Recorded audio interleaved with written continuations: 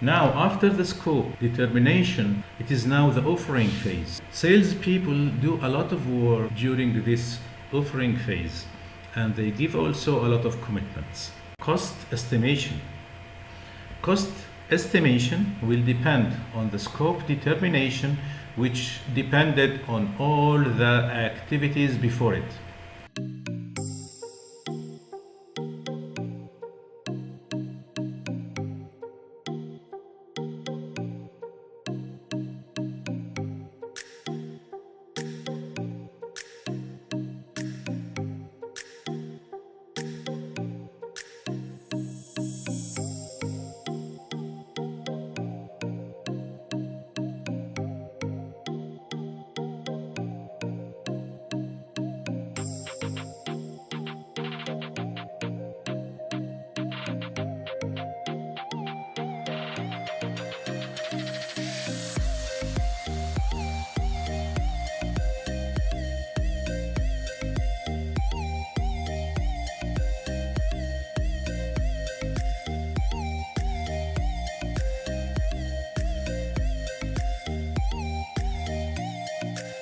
High level planning. Planning is also part of the contracting because it affects the financial amounts, which is the price, and the duration, the time, let's say how many months this project is going to take.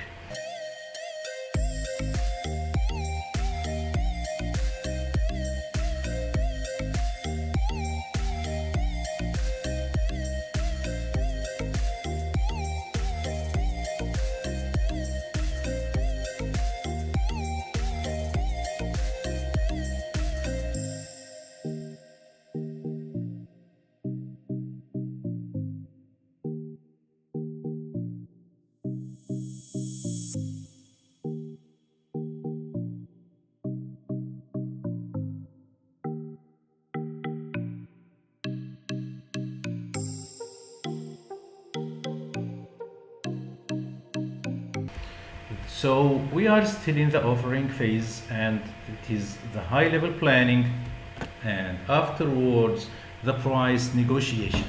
Cost estimation and planning will come up with prices. The salespeople will in the vendor side will refer to the customer saying, we will need to pay this amount of money for this project. And in these terms, of course, the customer is not going to accept this directly because those amount of monies are not small amount of monies. ERP is always a costly software.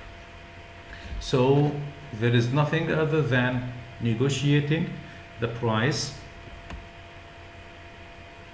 and payment terms, which means how much in the beginning of the project, how much percent is at the end of the first phase, at the end of second phase, how much at the go live, and how much afterwards.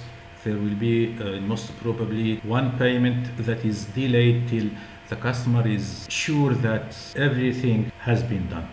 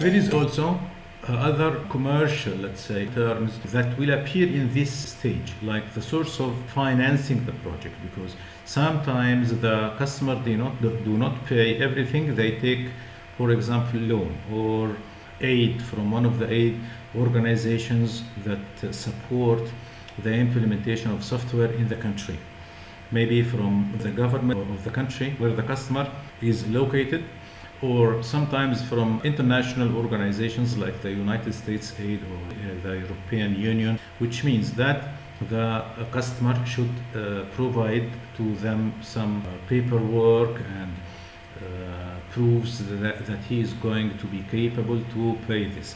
And also the vendors depend on these organizations to market for themselves.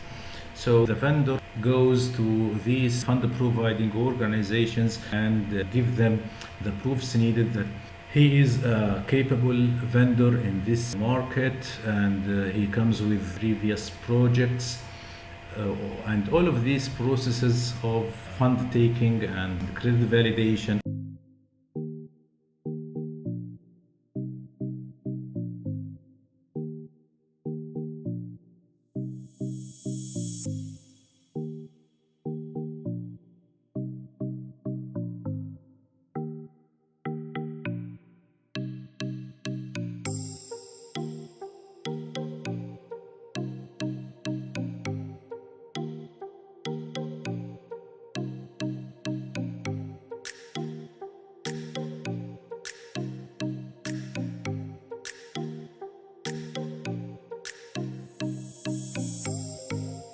The project cash flow planning.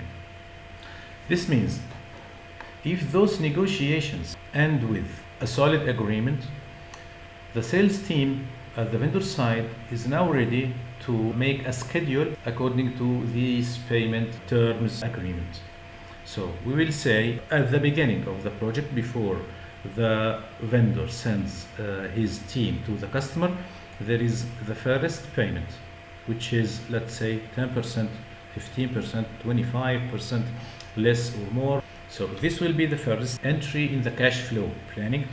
And then after ending the first stage, which is in SAP S4HANA, using the Activate methodology, it will be the prepare. So at the end of prepare, you will pay, for example, another 10% or another 15%. And this continues till the end of the project. So this is the cash flow planning. It is the cash flow plan of income for the vendor and the cash flow expense plan for the customer.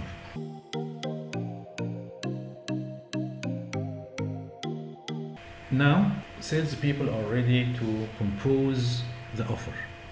The offer should have all of the details coming from here and here.